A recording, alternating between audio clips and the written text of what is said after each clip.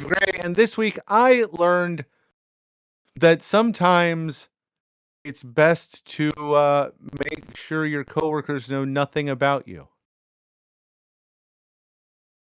I'm Tyler Hosley, and did you bite your thumb at me, sir? Because if you did, we're about to fucking quarrel, bro. I do. I do bite my thumb at. Well, let's quarrel then.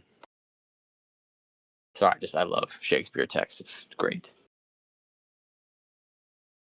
I'm Kevin Matthews, Scottish film fan living in England, and but soft, what light through under window breaks, 'tis the east, and Tyler is mooning his butt cheeks through the window at me again, because he's managed to pick a Tyler pick and make a special pretty Tylerific. And this is Raiders of the Podcast. Yay! I mean, to be fair, there are 4 of us that made this pretty Tylerific. Yep. Yeah, it's like, it feels quite comfortable for Tyler. Hey, I didn't have a bad time this week, really. I've not got too many complaints. We'll get around to things. I mean, Tyler might just want to join in with this because I don't think he saw it before we recorded last week. But I got along to see Sinners, and I know Tyler did. I did. That's right, wasn't it? I was supposed to be on the Watch Skip Plus podcast with Mike. Shout out to Mike, but I couldn't see it in time. So, but yes, I did finally get to see it.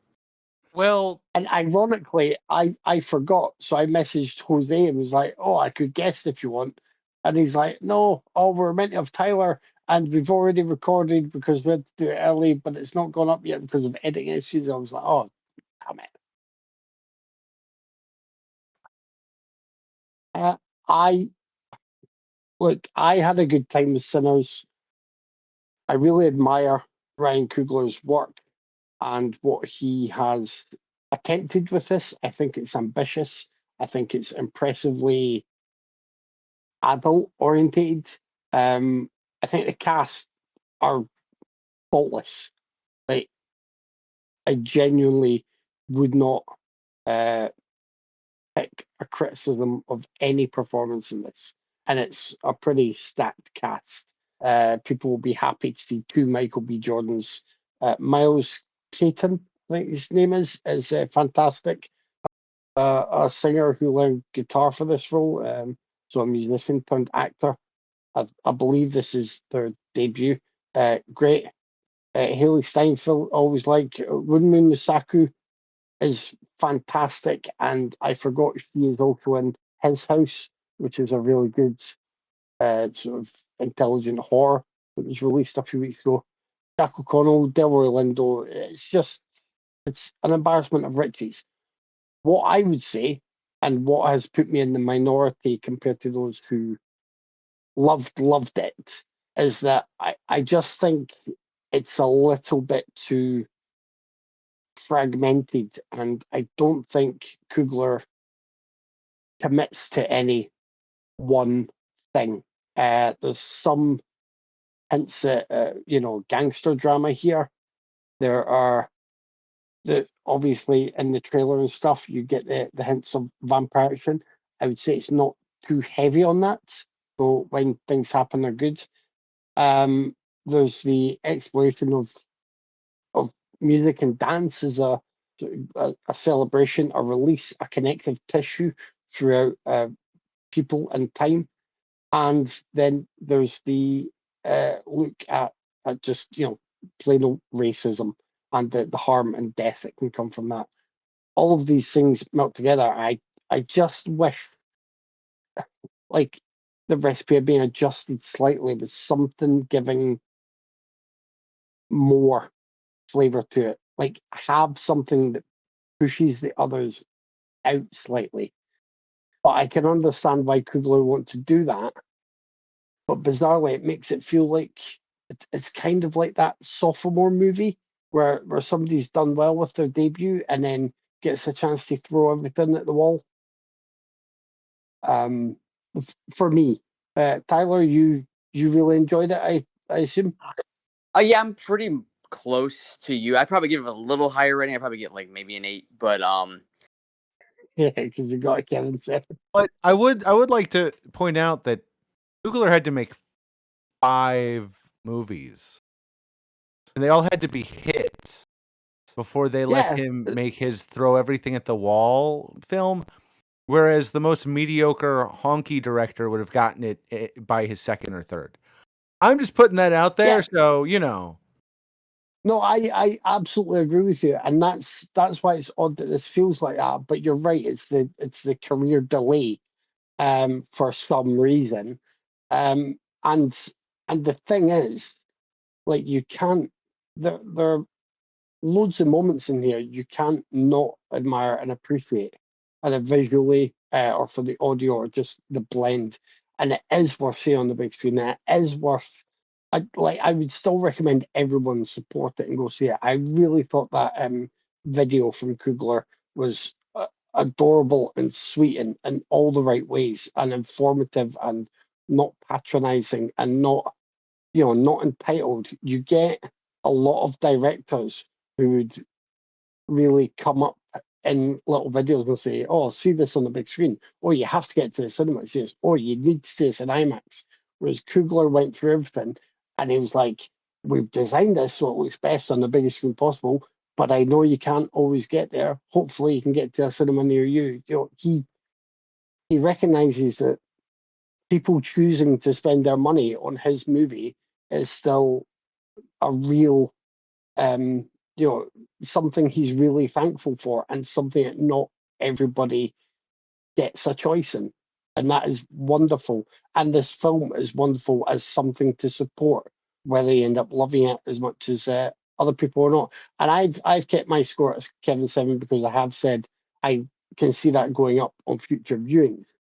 But at this moment in time, it was a little bit too sort of muddled and a bit too much in there for me to feel I could appreciate as a whole.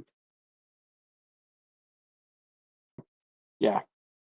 But I mean, did you appreciate the musical moments, T? Oh, I loved it. That was my favorite part about the whole movie was the musical moments. Honestly, I'd rather have a whole musical with the blues and in that barn, more than the vampire stuff. To be honest with you, even though the vampire stuff was great, but yeah, the musical stuff was fantastic. I love that whole montage of them going through the different eras of music in that barn. That was a great little sequence. But yeah, Yeah, I love the music stuff in this movie. it's a great soundtrack and score. Yeah. So they blend together really nicely there. Um, I got a couple of things watched. I'm not going to mention one until Dave chimes in later. I'll jump in there, Dave, if you don't mind. I rewatched Identity, and I stand by my statement that that's like a 9 out of 10 absolute banger. And that cast is stacked as well, and it's used brilliantly. And I just, for what it is, it's it's it's fantastic, fun, and it doesn't pretend to be like anything other than kind of trashy, but everyone's doing really good work in it and just going along with the tone of it. And I think if it had been released a couple of years ago, would crest along on the wave after the Knives Out movies and Kenneth Branagh, Agatha Christie adaptations. Might have been a bit more but appreciated. Like John Cusack still seems to give a shit in that film, and that's a miracle in itself. but Branagh's Agatha Christie adaptations are terrible. I, I know, but they get We all the don't love. need I more mean, of I say I those. know. I still like them more than you do. I just like his That's hamminess because you can't sometimes. get past that CG mustache that draws you in. That is true. It hypnotizes you. Um, Whereas I have my own epic mustache, and it's just commonplace and pedestrian for me. I finally got around to two big world cinema uh, outings that had received a lot of praise, and I wanted to prioritize them. So one, I believe I'm Still Here won the Oscar for the foreign language picture at the Academy Awards. Is that right? Did it? I think it did. Wait, what was it? I'm sorry. I'm Still Here. Sorry. Oh, I don't actually remember if it did. I, I can't remember if it did, but I, for I, some reason I think it did. well, give me 2 seconds and I will tell you it won best, that's at Venice Board Review. It was nominated for Best Actress, Best Picture, and won Best International Feature Film. Yes, it's the first Brazilian-produced film to win an Academy Award. And unsurprisingly, it's really good. Really, I don't know, it's quite low key, but essentially explores this family falling apart when the main character, her husband, is accused of having sort of helped uh, people who were politically motivated to get out of the country and establish themselves elsewhere when Brazil was going through like a really, I want to say, a turbulent time. I think it was a dictatorship, either coming into power or in power. It's just, yeah, it's really well acted throughout. It's really good. I liked it. But what I liked more was the other film that I made time for today, and that was Santosh, which is there is a woman in India who, she's now a widow because her police constable husband was sort of, I think he was killed in some riots, and they didn't find the person responsible. But what she can do is either have a really difficult time or have a slightly easier life by taking on her husband's role, which she would be trained for and then moved at the police force. And then she would still get to keep the place where they live, and obviously she gets the wage and she gets this, that, and the other. So she's between a bit of a rock and a hard place, but she decides to give that a go. And she sees the corruption in the police.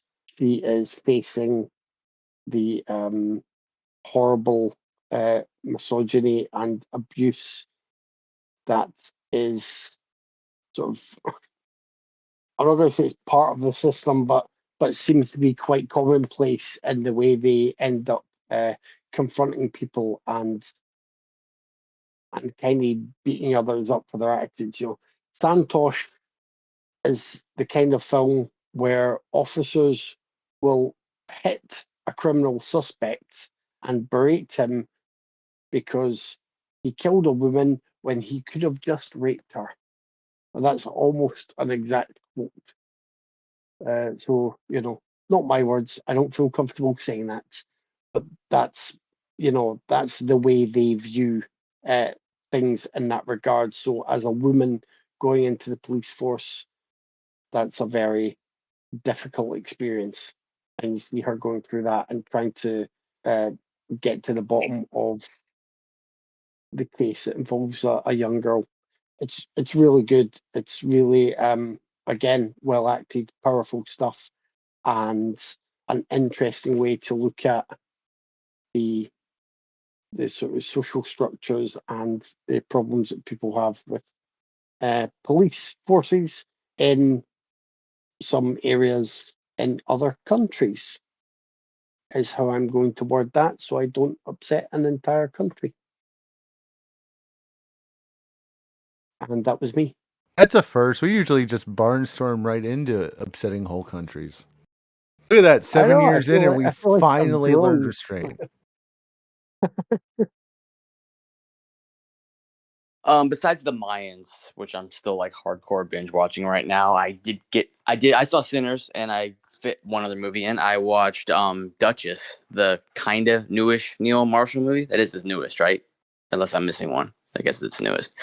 Um Yeah, I think Charlotte so. So, yeah. Charlotte Yeah. Kirk is Marshall's wife, right? Or Yes. okay. Well, wife or not, she's sexy as fuck, and I don't even care if she's not the world's greatest actress. Just keep putting her in movies, Neil. I don't mind. I promise, it's fine. Um, I liked it a lot more than his previous monster movie he did with her, though. The military and the monster in the cave. I don't remember the name of the movie. The Lair, maybe? The Lair. I think it was called The Lair. It's better than Yeah, they used to called the Lair, yeah. Yeah, it's better than that one, even though I didn't dislike that one either. But this one's way better than that. It's just a fun, like, assassin type movie. It's nice and violent. It moves quick. I dug it. I genuinely like almost all of Neil Marshall's work, though. Like, I think he's just a fun filmmaker. Doomsday is like his masterpiece. I think I fucking love Doomsday. We need to cover that in the podcast one day. It's a great movie. But yeah, I enjoyed Duchess. I think Charlotte Kirk is fine in it. I mean, I don't understand the hate she gets. She's fine. She's perfectly fine in the movie. So, um, but yeah, I dug it, and that's pretty much me. I mean, I've not seen Duchess, but she's been pretty terrible in Yeah, almost everything else I've seen her in that I can think of. I haven't seen Duchess either, but I have seen The Reckoning and The Lair and Compulsion and Ulysses, A Dark Odyssey and Vice and Tekken. We all saw Tekken. And She's in Tekken. I can't remember. I didn't remember her in Tekken. yeah, she's in the 24, the really cheap one. Kazuya's Revenge one. Okay. I wouldn't be surprised if you don't remember that one at all. That's the one that had Kerry Tagawa as Hihachi. Oh, that awful sequel. Oh, I remember Yes, that. the Oh, awful. Yeah. I tried to forget that. Yeah, Tekken 2. She's in that. She's atrocious, and she's atrocious in everything. I haven't seen Duchess yet, but She's not bad in the Duchess. I think you'll like Duchess. But I'm looking at Neil Marshall's. I'm looking at Neil Marshall's filmography right now, and apparently she's in a movie that's coming out that he made, and she's a lesbian in it. So hey, there we go. We'll be watching that one. well, we'll be watching that one. I'm willing to bet you, Tyler, a Right. crisp £20 note that Dave will not like Duchess. Oh, Mhm. I wouldn't put Me money too. on that. I You might not hate it, Dave. Let's just put it oh that way. You might no. not hate it. Oh, maybe. I might not hate. Like that is a far safer bet to make Yeah. because I'm indifferent about far more than things I hate. So I might be indifferent on it. That's a first. Well then, I watched a bit more. I actually know which one Kevin was talking about, so I'm going to save that. I listened to our boy AC's latest episode where they were talking about Giallo. Shit, which one was it? I just brain farted on which one it was. But that, folks always talk about Giallo and they don't mention the Krimis, which are the father of the Giallo. The Krimi begot Giallo. Actually, like the first 6 or 7 Giallo are actually Krimi. They're German productions made in Italy where it was cheaper, of stories claiming to be by Edgar Wallace that aren't really. It's questionable, which is straight up all you need to be a Krimi. And so I decided to watch Das Gasthaus unter Thames, or The Guest House on the River, or The Hotel on the River. I guess it's the Inn on the River. Would that be more? Anyway, excuse me. I had a cough for a second. I really like Krimi films, and you can see how they evolved into Giallo and then slasher. A lot of them are black and white, so you don't get the colors that the Italians could. But all the best ones have Klaus Kinski being creepy and weird, and Der Gasthaus unter Thames, or the Inn on the River, or the Inn on the Thames, or whatever you want to pronounce it, is it is Klaus Kinski at his creepy and weird best. So he plays what the fuck is it? Gregor Gubinow, and he's wonderful. And the film's a real blast. If you like Giallo flicks, you should definitely check out some of the Krimis. I broke open that beautiful Todd Slaughter box set. Kevin broke out that beautiful thing to watch. The one in it that I hadn't seen before, Crimes at the Dark House, and it's loosely based on The Woman in White, and I kind of loved it.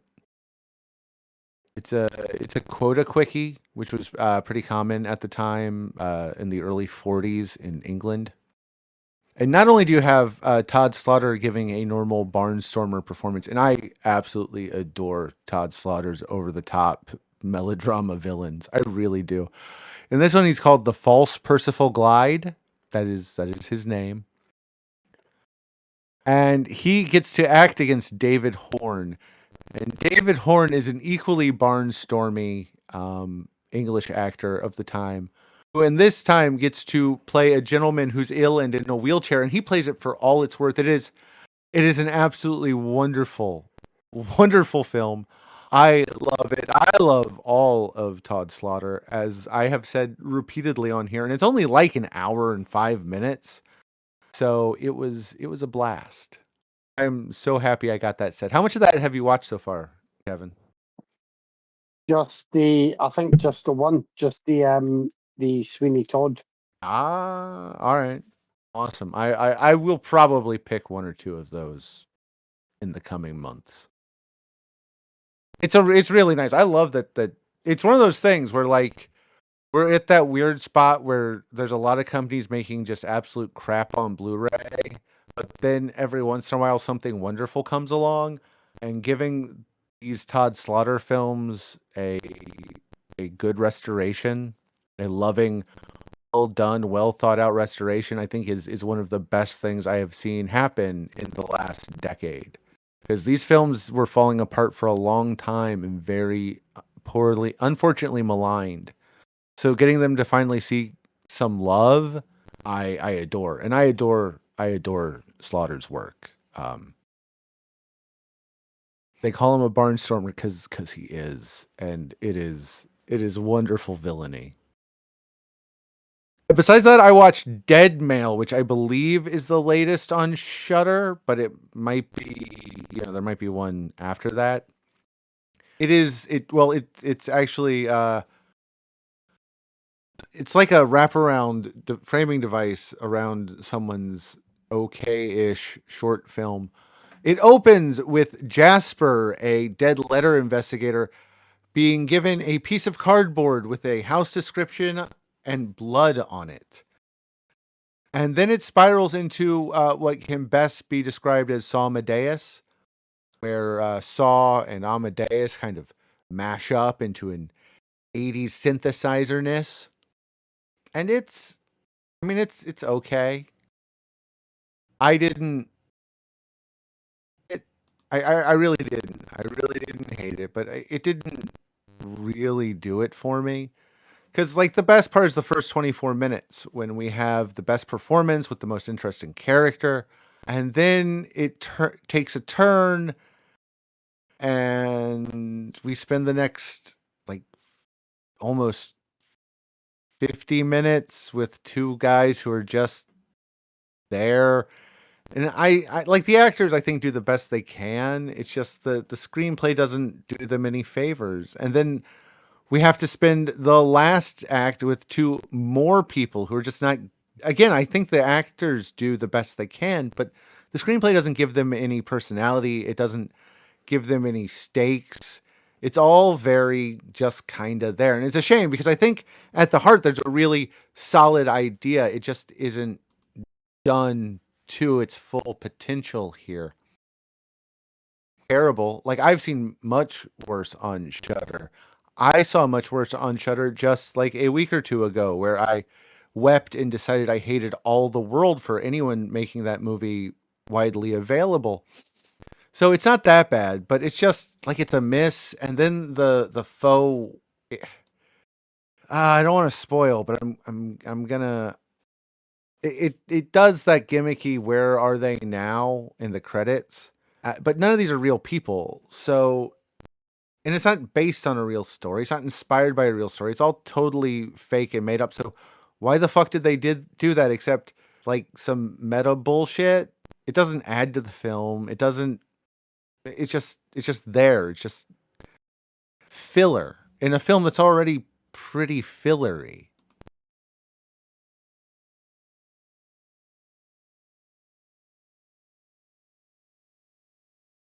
I liked that a bit more than you, Dave, but it's. I mean, I don't know. It's just it's not one. I would necessarily, again, know who to recommend it to immediately. Yeah, it doesn't scratch any of the Uh, itches. yeah. But I kind of like the aesthetic. I like the way it played out. Again, I think people who pick it as a horror choice will probably complain that they don't think it's horror enough. And for me, it does certainly stay within the realm of strange thriller. If anything, it reminded me of um, is it Upstream Color? Oh yeah, I Uh, I get that. for some reason, yeah, from the guy that did the Primer, wasn't it? With the pigs Yeah, and the weird stuff um, going on. yeah, that was oh, what the fuck is it? Shane Carruth? Shane Carruth, Yeah, yeah, yeah, that was it. But yeah. So I liked the one you. I mean, I really liked it. It was for me it was a really solid one. But yeah, I don't know who I would tell to rush to see it. no one. You don't have to rush to see it. It's fine. I just save it for October if you do the challenge, so you have something that's not horrific to take a spot. I mean, horrifically bad, not horrifically scary. Those don't exist. This week we watched some very Tylerific, because it was Tyler's idea. Films about romances that end. 1950s American noir in a lonely place. 1991's American coming-of-age romantic comedy drama My Girl. 1993's Chinese epic historical drama Farewell My Concubine. And 1996's romantic crime film based on the immortal bard's most well-known play, William Shakespeare's Romeo plus Juliet equals Capulet. I that last bit, I'm sorry. That wasn't funny, and I feel bad for that joke. Tyler, since you let us hear, why don't you Spartacus and pick a film for us? I would love to. I think I'm going to go with your pick, Dave. Farewell, My Concubine. Um, which is about two boys who meet at an opera training school in Peking. 19 was it 1924? It was 1924, It right? it is 19, yeah, I think so. I wrote it down. Pretty sure it was 19. I forgot to write it down, but I'm almost positive it was 1924.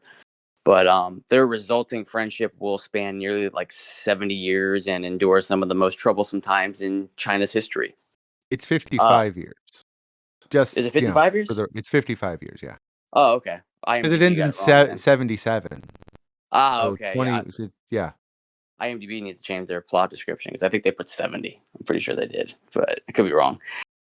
This was incredible stuff. And if it wasn't up against Romeo and Juliet, it would have been an easy win for the week. Easily. It's a gorgeous epic. I mean, beautifully shot and paced, wonderful direction, bold, and not once did it ever feel like I was watching a 3 hour film. I mean, it fucking flew by so quick. I couldn't believe that was almost 3 hours. It didn't feel like it at all.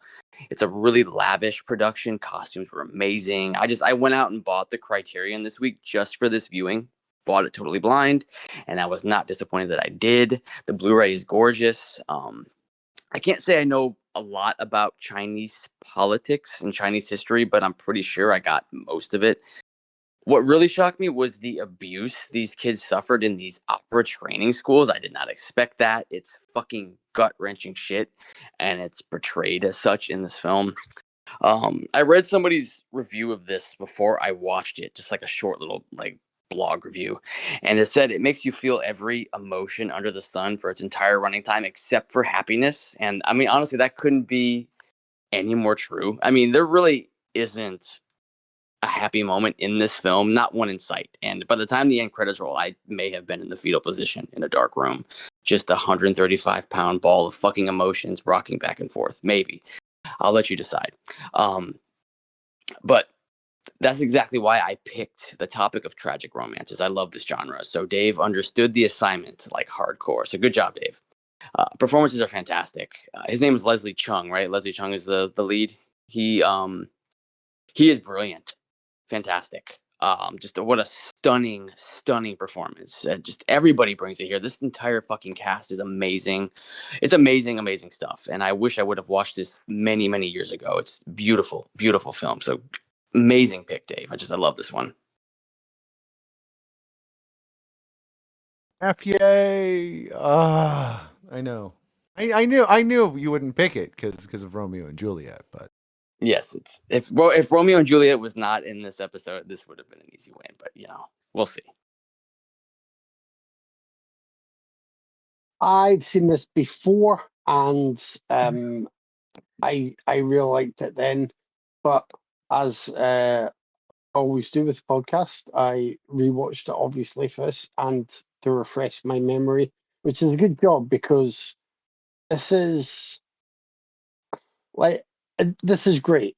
Let's get that out of the way first. Farewell, My Concubine looks gorgeous. It has really moving moments.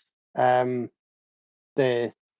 Some of the love triangle stuff in this is just like achingly wonderfully done by there are people who are trying to hide their emotions. Sometimes there are people who want to put their emotions all out there, and there's sometimes one or two acting oblivious. I think the acting is wonderful. I think the direction and the production design is all gorgeous, and it's lush, and it feels like just it feels epic all the way through. My only criticism of it is I I don't think it sort of fades as well from the start to the later time period, and it's almost like it's trying to and trying to run through some quite a big period of Chinese history. It then doesn't really have that. And I know the focus is on the main characters, but it's using the changing times as the backdrop, and it's using stuff that I know a lot less about than maybe I should, and it's just my ignorance here as well. But I would have liked to be more clued in on how those changes were almost tilting the world for people who would be more affected by them. The leads here, they are affected because they're affected by people in power and people who have the will to hire them and do the show, but they're not as affected by so many other people out in the crowds and basically often trampled under jackboots effectively. But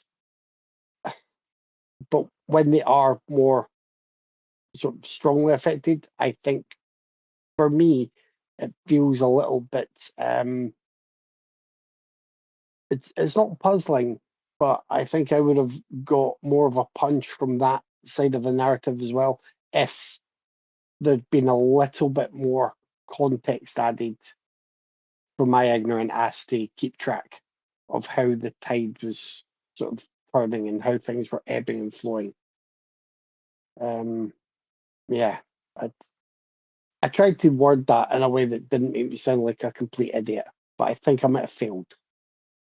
But that's the only thing really, because it is about the leads, and for a lot of the time they are trying to stay in this kind of bubble, but the fact that outside events do inevitably touch upon their lives and affect them means I would have liked to just be more clued up on those outside events. But I still can't, I can't fault the direction, as I say. I can't fault the performances. I'm going to leave Dave to try and give us all the names of everyone involved, because it was his choice, so he can get down with that. Yeah, it's still like it's really good. I would absolutely put my weight behind this being. I'm sure it's at some point be on one of those lists, like 1001 movies to see before you die. And yeah, it's definitely it's worth the time investment, and it's great. Nice one, Dave.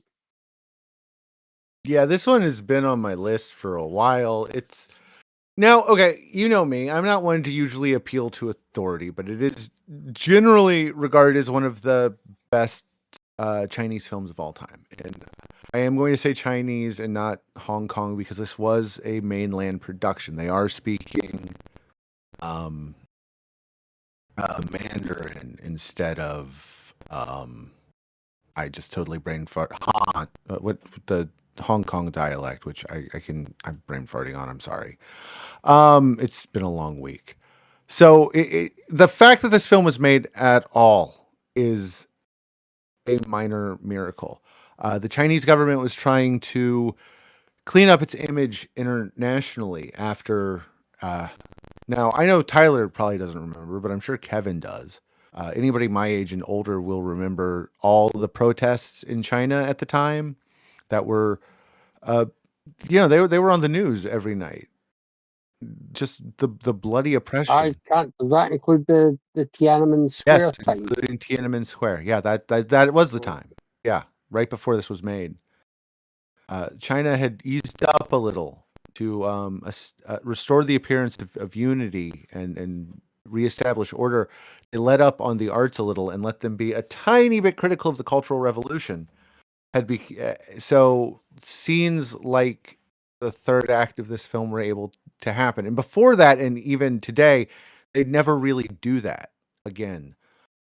So seeing a struggle session, which is what the government used to round people up, beat them in public, and force them to not just confess to crimes, but also to accuse everyone around them of crimes, um, just to bring people down. It's not something that gets shown, and here it is. It very much is center and pivotal. Um, the performance by Leslie Chang is absolutely fantastic. He actually doesn't do a lot of he's dubbed a lot because again he was from Hong Kong, so he had a different native accent. So they dub him a few times, about half, with an actor named Yang. Hush. Sorry, my dog's barking. Yang Lixin, like scene. I'm probably butchering that.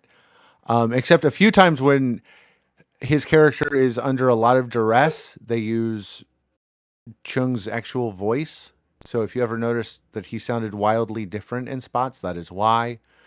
Um, his the teenage version is played by Yin Ji, and the child is Ma Mingwei. Don Zylo, his performing partner, is played by Zhang Fengyi, who is he was in Red Cliff on Netflix. He's in The Emperor and the Assassin. He is an absolutely fantastic character actor. He just did.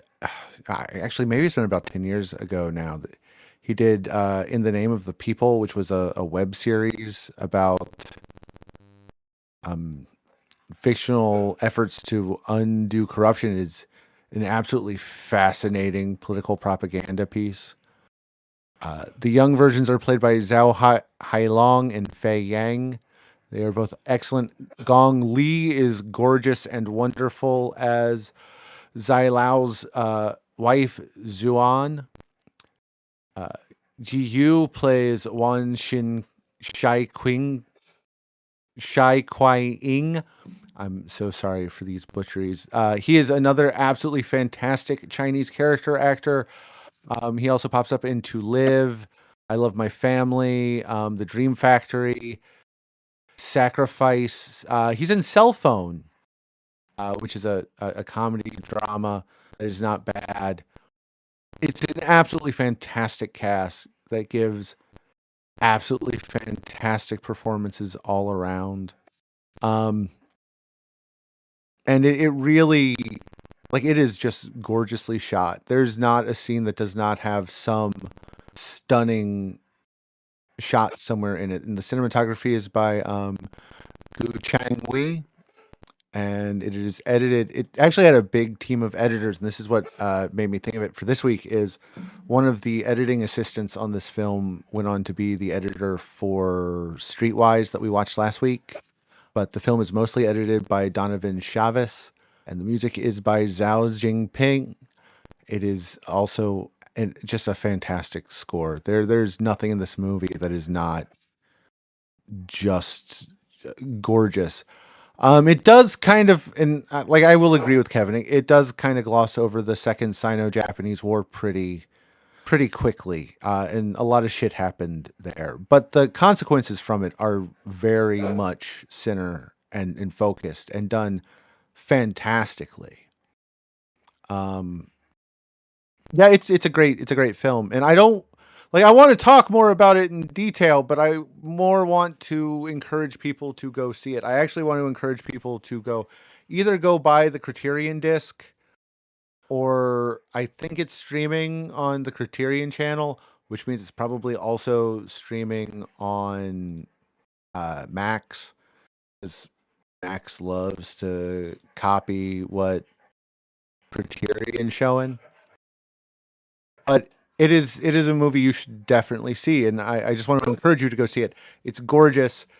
It's incredibly well made. The performances are absolutely brilliant, and even though he only does half the voice himself, Ching Dai gives an absolutely heartbreaking performance. Um, I don't think that there is a I don't think there's a misstep in this film, and that is saying a lot. I haven't read the book by Lillian Lee, but the fact that this was made and got released at all is still to this day a bit of a shock. And the only reason it got released is the rest of the world kind of bullied China into releasing it. If they'd banned it, they would have been forbidden from bidding in the 2000 Olympics, where they were the runner-up. As you remember, that went to Sydney, but Beijing was hoping to get it, and that is why it was released, because of international politics.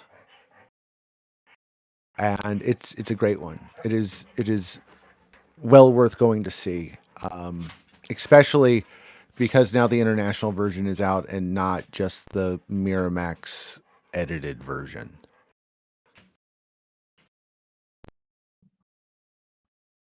It is great. You should go check it out. I'm going to follow it up with Kevin's pick, My Girl. It is the summer of 1972, and in Madison, Pennsylvania, precocious Vada Sultenfuss is living with her father, Harry, who's the town's funeral director. Into her mild, death-obsessed life steps sexy, vivacious makeup artist Shelley Devoto, and we focus on her summer and the joy she has with her best buddy, Thomas J. Sinnott, played by America's at the time favorite son, Macaulay Culkin. Um, I wanted to go first on this one because I I don't I do have things to say about it, but I figured I'd just get my stuff out of the way because everyone else is going to be much more happy and nicer about it. I think the first two thirds of this film is really solid. I think um, Anna Chlumsky as Vada is excellent. She gives a great performance. Vada is an interesting, well-defined character. And speaking as someone who has a young girl in his life who also has, death-based trauma and a tendency to the macabre because of it, it's really nice to see a different character. And it's an incredible performance. And Jamie Lee Curtis is great. She is fantastic as Shelley Devoto. I don't see what she sees in Dan Aykroyd, but Macaulay Culkin is fine. Richard Mauser plays her uncle Phil Sultenfuss, and Richard Mauser is always a welcome sight. He should be in more of the film than he is. And rounding it out is Griffin Dunn as her creative writing teacher, and he is also really good in it.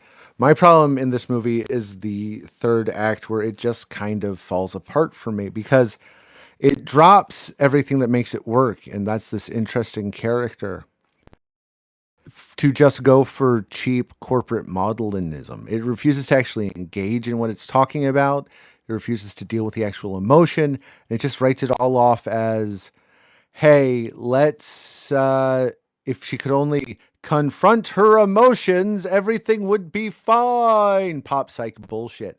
That's like, confronting your emotions is good. Therapy is great. I will be the first person to push for therapy, especially for children. There should be more therapists out there that will allow kids to do like emotional and dialectic therapy instead of just play therapy. But there aren't, and there should be. That should be a massive change, but that's secondary. It just wants credit for what it's doing, but it refuses to engage it substantially. And instead it forces the cast, especially Chlumsky and Griffin Dunn, to do some real heavy lifting. And they do it. They do it well. Their scenes are excellent. She does a fantastic job, but it's literally just shock value and modelism to see, America's favorite son in a casket for a shot.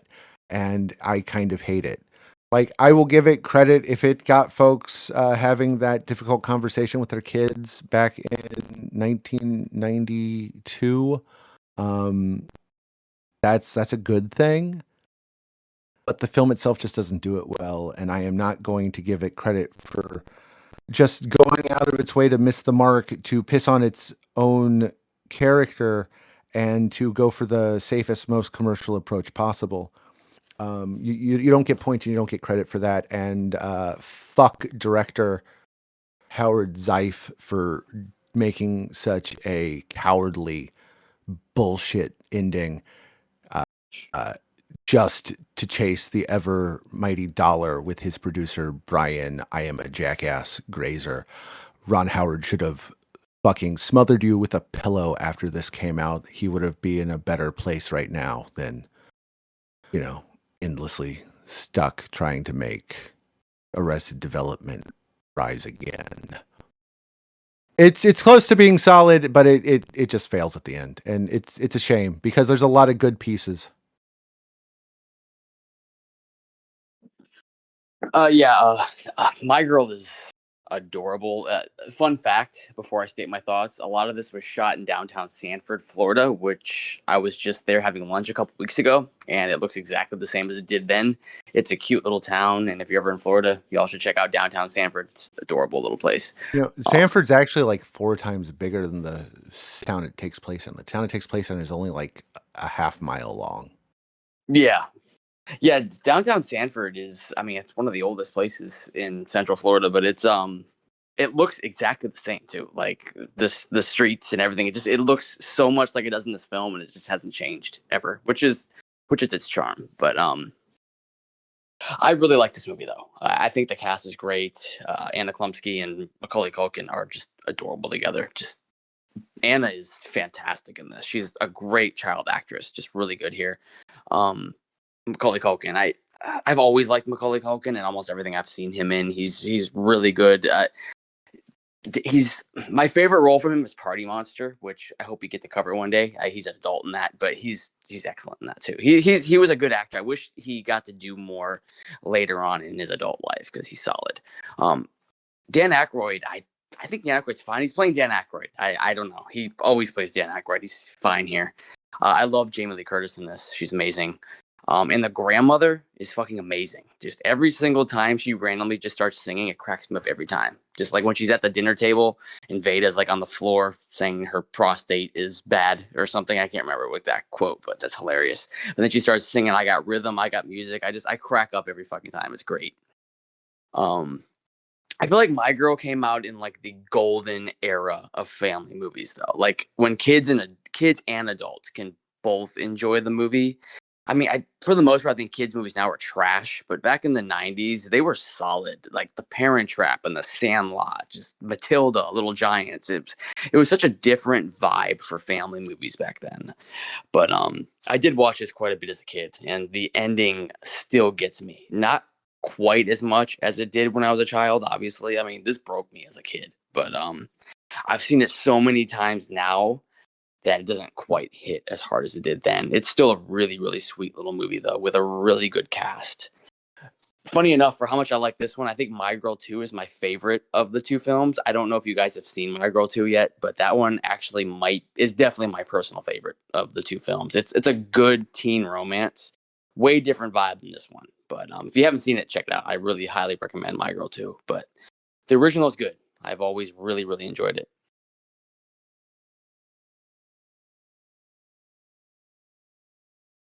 I have not seen My Girl 2, Tyler, because this was my first time seeing My Girl.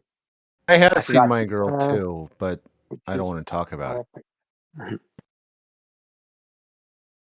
Yeah, I mean, look, you leave a film like this for so long, then you already know the ending, really, and you know all about it. That just happens. A lot of people loved My Girl when it came out. A lot of people still love it. It's been used in memes. It's you know, it's people view it with affection, and I had a good time with this. I agree that like the weakest part of it is Dan Aykroyd, really, because yes, why would Jamie Lee Curtis kind of be drawn to him? And like she's wonderful and adorable in this. She is the best of the adult cast, I would say. Although this is a reminder of how good Griffin Dunn can be, and funnily enough, it was there's also Bad Moon Rising again on the soundtrack, isn't there? Yeah, it's got that I'm pretty 70s. sure there is. It's just coincidental, but I'm like, well, that's two very good films he's been in with Bad Moon Rising on the soundtrack. Although one is for Superior. I think Culkin is in great form here. Really, just really sweet and lovely, and even more, I would say, naturalistic in his performance than he was in some other films of the time. And yeah, I think Anna Chlumsky's just like fantastic. I know that she did a few films and then took some time out for studying, and then came back. And I think the first thing I saw her in was I think it's just called Blood Car, Yeah, Blood and Car. that was I'm pretty sure that was one of the first feature roles for kind of coming back. And I like Blood Car.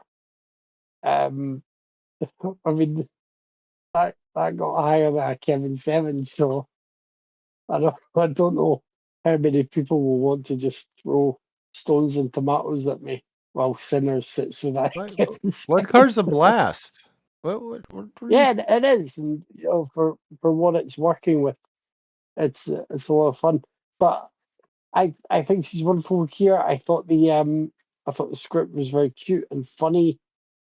Like I properly laughed aloud at the bingo scene, and just like her her childish level of cute spite, plus people grumbling afterwards who knew that nobody had really shouted bingo, and it was someone stirring the pot.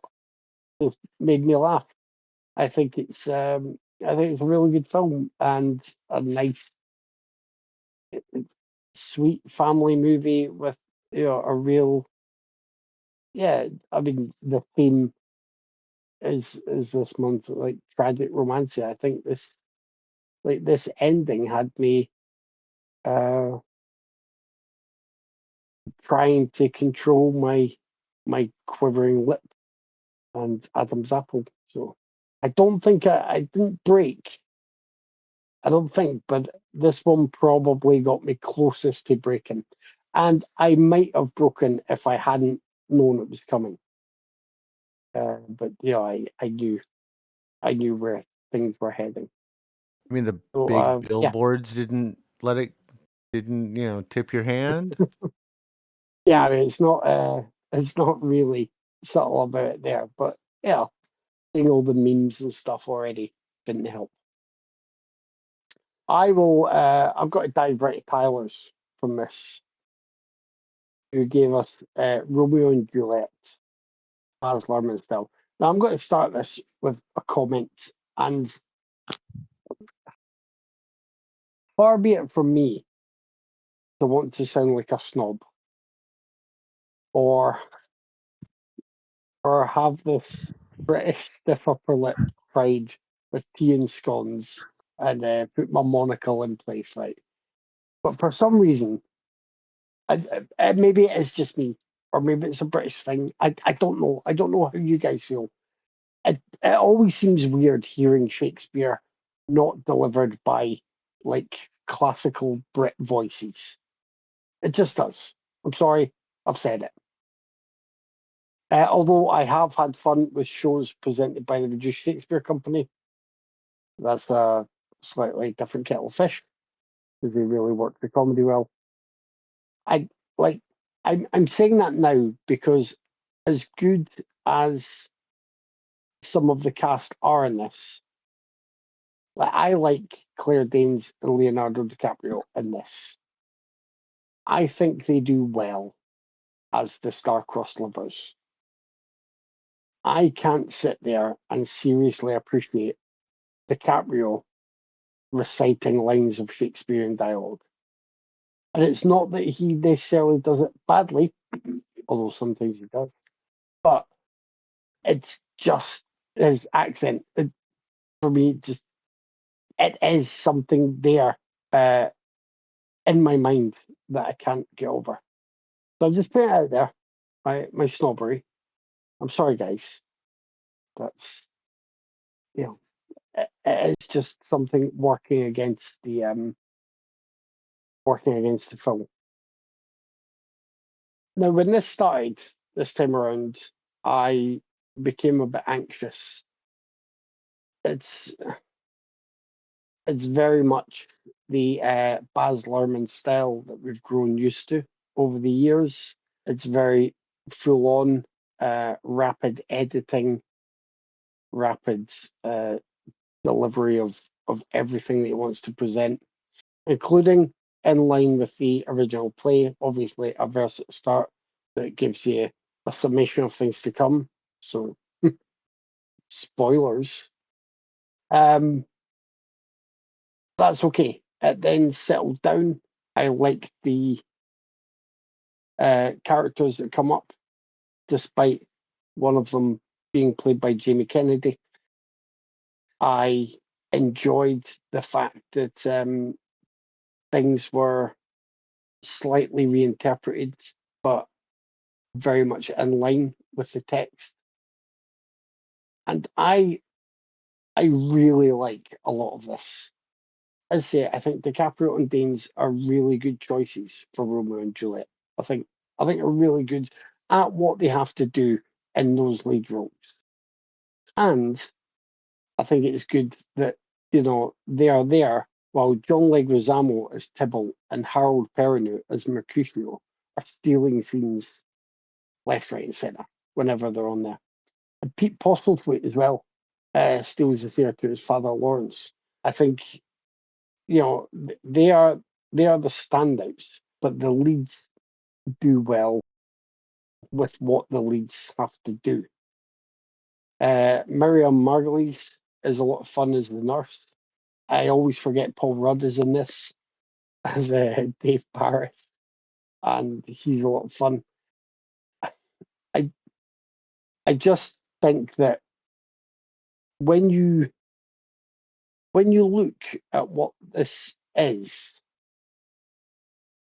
I I do think it's really like something to be appreciated. Now, you might not like it, and it might not be your Shakespeare how you want it, or as you like it, I might say. But the fact that it is so well packaged and still, I would say, often staying true to a lot of the text and jazzing it up for a modern audience, I think it's a really good way to present this to people who wouldn't normally necessarily bother with the text, or people who had to read passages from Romeo and Juliet at school and were bored shitless by it. Because that is what often happens with Shakespeare stuff. You get made to do a couple of bits at school, usually Romeo and Juliet, sometimes a bit of Macbeth if you're lucky, because that's a fun one, and occasionally Hamlet. And you're made to go over page after page after page and dissect every line because Shakespeare didn't write a line that you couldn't interpret 5 different ways because of one word that he used there.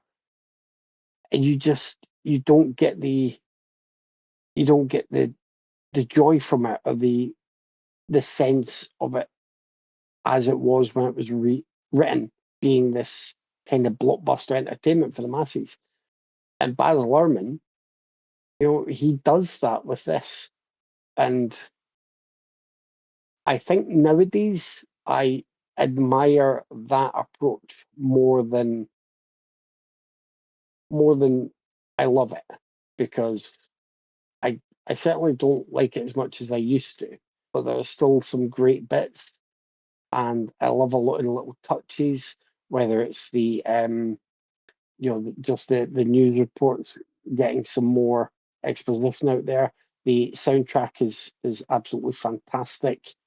The stylization that absolutely, allows Leguizamo and Perno to shine like shooting stars. The only thing that could have made this better was Lerman really should have got the knack to sing a version of a song that's called My Verona. I think that would have worked really well. But other than that, it's like it absolutely succeeds at what it's doing, and what it's doing is no longer top tier for me, but I still really like a lot of it and appreciate what it is. Um, yeah. I kind of disagree a bit. Not totally. There are bits I think are really good. The set direction, the sets are gorgeous. The art direction is gorgeous. The costuming is fantastic. Perino and Leguizamo are phenomenal. They are absolutely phenomenal in their roles. They take these ridiculous characters and breathe over the top wonderful life into them. I don't think Miriam Margolyes is pretty good too. I don't think the rest of the cast really lands as well. Brian Dennehy and Christina Pickles are pretty much wasted. Paul Sorvino's fine. Diane Verona is Gloria Capulet, Juliet's mom, and she's fine. My problem lies in Leonardo DiCaprio and Claire Danes. They kind of suck, especially Danes, and it's not I don't feel there anything between them.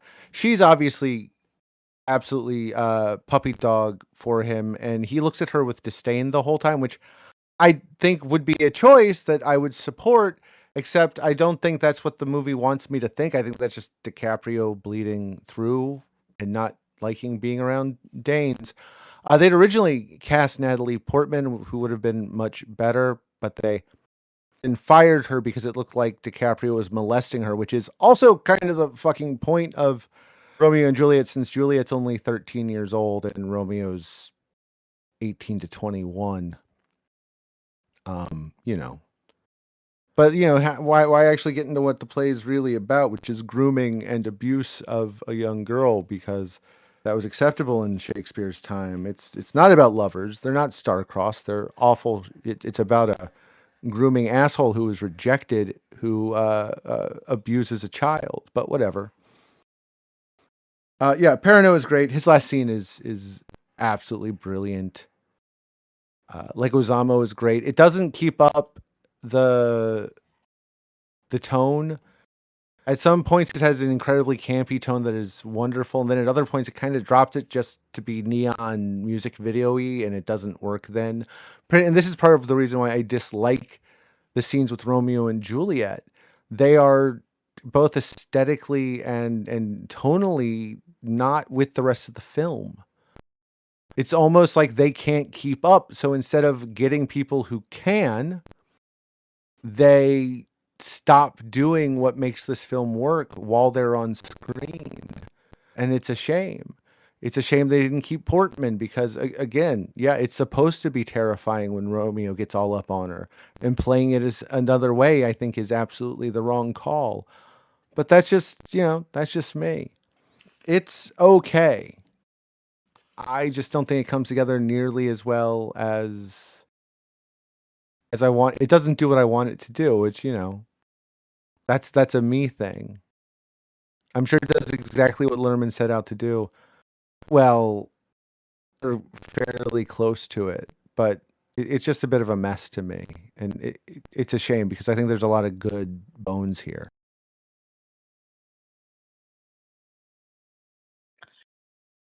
Romeo and Juliet, this version for me is one of the greatest films of all time, and I mean that genuinely. I fucking love this movie so much. It's one of my all-time favorites. The modern setting, the hyper super flamboyant Baz Luhrmann editing. Pretty sure Baz started my hardcore love for that frenetic editing style.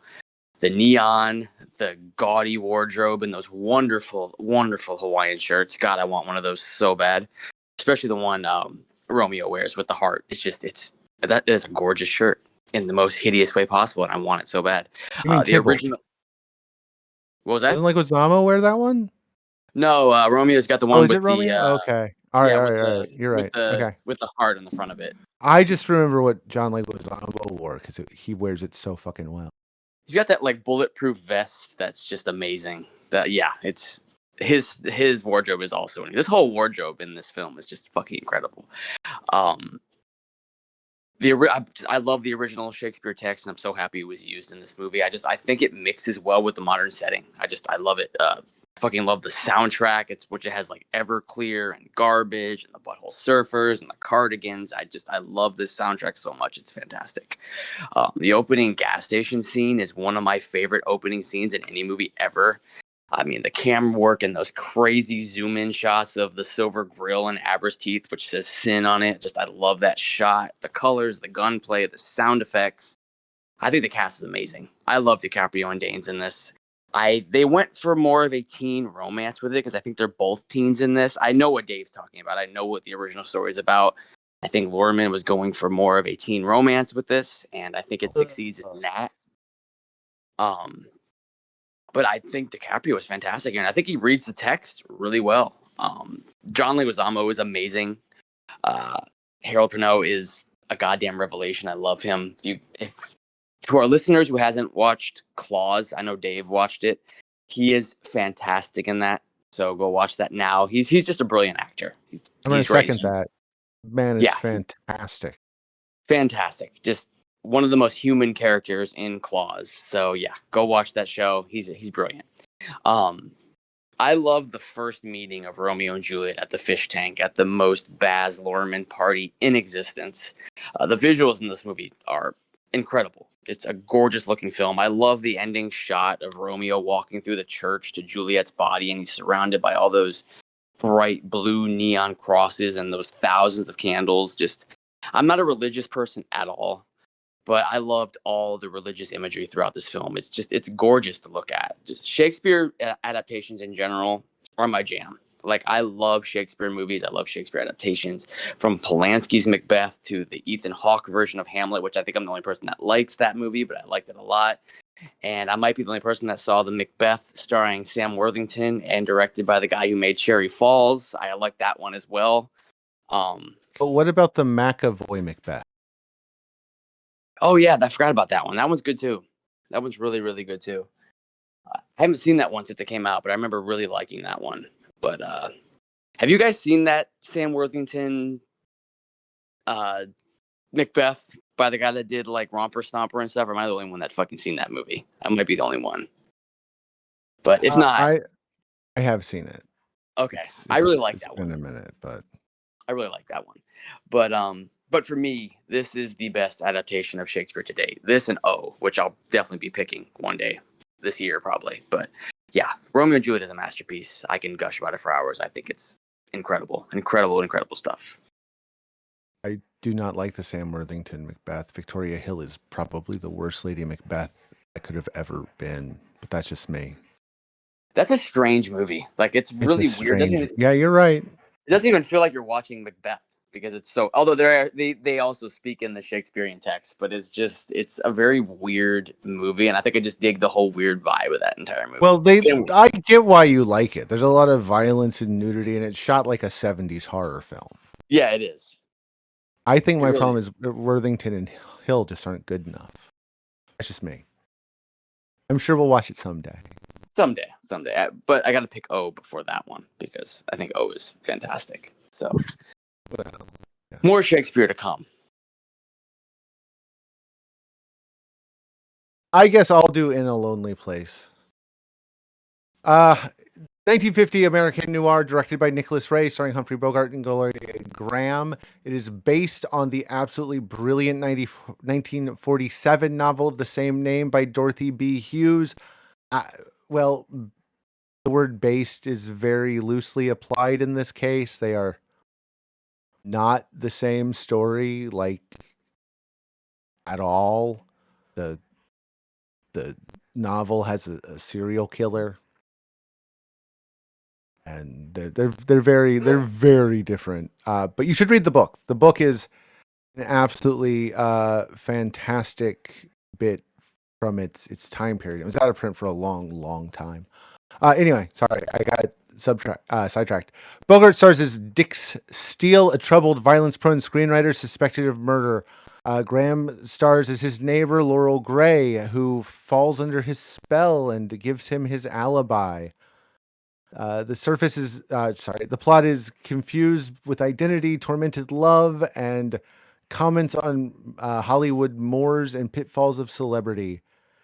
It was actually released the same year as Billy Wilder's Sunset Boulevard and Joseph L. Mankiewicz's All About Eve, and these three films work absolutely fantastically together.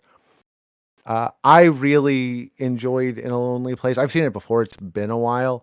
It's well directed by Ray. Bogart gives an absolutely fantastic performance. The screenplay is by Andrew P. Slott and Edmund H. North, and their dialogue is absolutely razor sharp. It is cracking. Slott also wrote the screenplay for Joan of Arc with Ingrid Bergman in 1948, and God, what else did he do? He did some other stuff, but like, I think it's, he just did some stuff for Preminger. I think he I'm just totally brain farting. In a Lonely Place is his big work. And the dialogue is fantastic. Edmund H. North, his co-writer, actually won an Oscar later for co-writing Patton with Francis Ford Coppola. He wrote The Day the Earth Stood Still, Klaatu Barado Nikto. He wrote a bunch of stuff. He wrote Dishonored Lady, Flamingo Road, Outcast of Poker Flats, The Far Horizon, The Proud Ones. Like, the dude actually kind of churned out some really solid stuff in the 50s and 60s. And In a Lonely Place is no exception. The dialogue is sharp. The cast is absolutely fantastic. The mystery is a little weak. I will say that, but that's not what this is about. This is about the story between Dix and Ms. Gray, and they are both fantastic. There's just real suspense and horror there as you watch them fall apart. As paranoia and distrust and Dix's violence starts to really seep into their relationship, it is two absolutely fantastic performances. And the ending is a gut punch. I love In a Lonely Place. Absolutely love it. I am so glad I got to revisit it. This has been a pretty good week, if I'm being honest. I was I'm a little snitty towards two of them, but that's just personal preference. All of them are watchable and worth watching.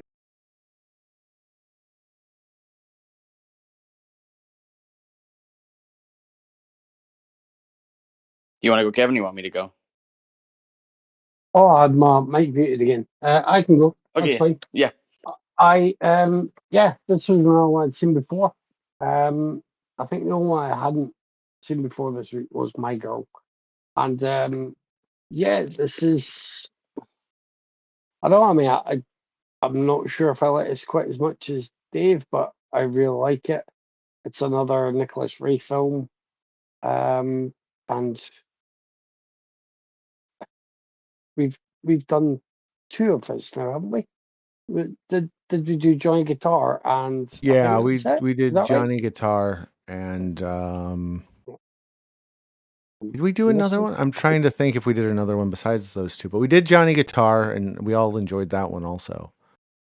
Did we Yes. do no, we didn't do Rebel without a cause. I was thinking something else. No, I've not done. I've Yeah. not done Rebel. Uh, yeah, I think like this would play out very differently if it wasn't Bogey in his role, and even though he is in that lead role, it's still, I would say, quite a surprisingly dark and disturbing character study. When you see his anger flare up and you see the potential for violence that he has, it's I mean, it's in modern terms, it would be a giant red flag. So as Gloria Graham's character gets closer to him and she's there, that is, it's it's very conflicting viewing experience in all the right ways because you kind of don't want things to work out, and he is getting a lot of pressure heaped on him for something that we we seem to presume he didn't do, again because he's Humphrey Bogart. 'Cause I can't recall. I mean, as we watch the film, it seems No, pretty obvious and clear cut. But then again, you're always thinking, is there more we didn't see? it could be a Do little you know what bit I mean? more ambiguous than it is, but yeah. Yeah, yeah. But I was when I first watched it, I remember thinking, well, is there a later that night kind of thing that's got to come out?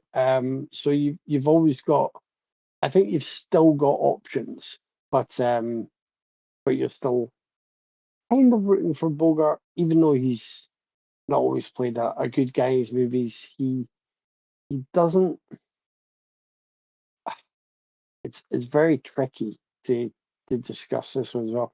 Like he doesn't give off the throughout most of the runtime the cold-blooded killer vibe, but then there are moments when he does. And when he does, then you're like, oh shit, gee, if you get away from him, even if he hasn't done what people are suspecting him of having done. So yeah, it's a really just interesting, dark and quite twisted tale. Because there is someone who grows attracted to this man as well, while in the midst of an initial murder investigation. Like that does throw them together in early scenes, even though she's his or was his neighbor. But I really like this. I think the script is really good and handles the potentially complex themes and emotional threads like quite succinctly and in pretty straightforward terms for this kind of.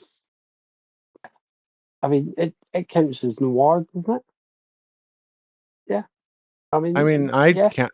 I mean, yeah. I mean, it's about an existential crisis. It's the most Well, existentialist film of its time period, and yes, it's noir as fuck. so yeah, with all that, it kind of does the standard drama. It has that noir feel, but it's really a, a more interesting and deeper character study than quite a lot of other films that you would get from this era that would possibly walk in similar trails. It's a really good one, and Craig did well to pick this one as well. Yeah, this was a first timer for me. This one really surprised me, actually. Like, I always go into 40s and 50s movies with a different set of expectations because, for the most part, I don't watch a lot of movies from this particular era. Like, unless they're picked for the show, then I always watch them. But if just like me picking a movie, I usually don't pick movies from that era. But when it comes to Bogart, I usually always try to at least watch his stuff. This is probably one of my favorite performances from him. Because I don't think I've ever seen him play such a piece of shit character before, unless I'm totally wrong. This might be his most vile character ever that he's ever played. And goddamn, does he bring it here? I mean, he's self-destructive and obsessive, and he just sells that shit so hard. Great performance from Bogart, just one of his best. I also really loved how it's a film that's filled with mostly broken people living in this dark Hollywood noir set world. I mean, this felt super gritty for its era. A movie that feels perfectly placed in its era, yet way ahead of its time, if that makes any sense at all. I feel like I know Nicholas Ray's work, but when I look at his filmography, I've only ever seen Rebel Without a Cause and Johnny Guitar, which we covered on here, both of which I also really like. The rest of the cast is really good. Gloria Graham is great. Frank Lovejoy is good. Ending is excellent. Love the ending. But yeah, this was another really good movie and a really good fucking week of movies this week, guys. So yeah, I was definitely a fan of this one. All right, guys, it's time to pick one. Craig went with his own. I'm going with my own because Farewell, My Concubine is absolutely brilliant and you should watch it. And I don't blame Craig for going for his because In a Lonely Place is absolutely brilliant and you should watch it. Okay? I liked all these movies actually. Farewell, My Concubine was amazing, but I cannot vote against Romeo and Juliet because that movie is special to me, so I got to go with Romeo and Juliet.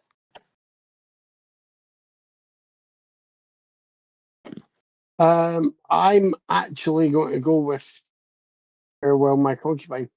Nice. I kind of when I started when I finished earlier this week, I thought we would end up with a four-way tie, but awesome. Yeah. Next week it's Craig and Tyler picking. It is? Isn't it? I believe so. No. No? No, I don't think so. I picked last No, week. it's The Dirt. me Did and you? Oh God, you're right.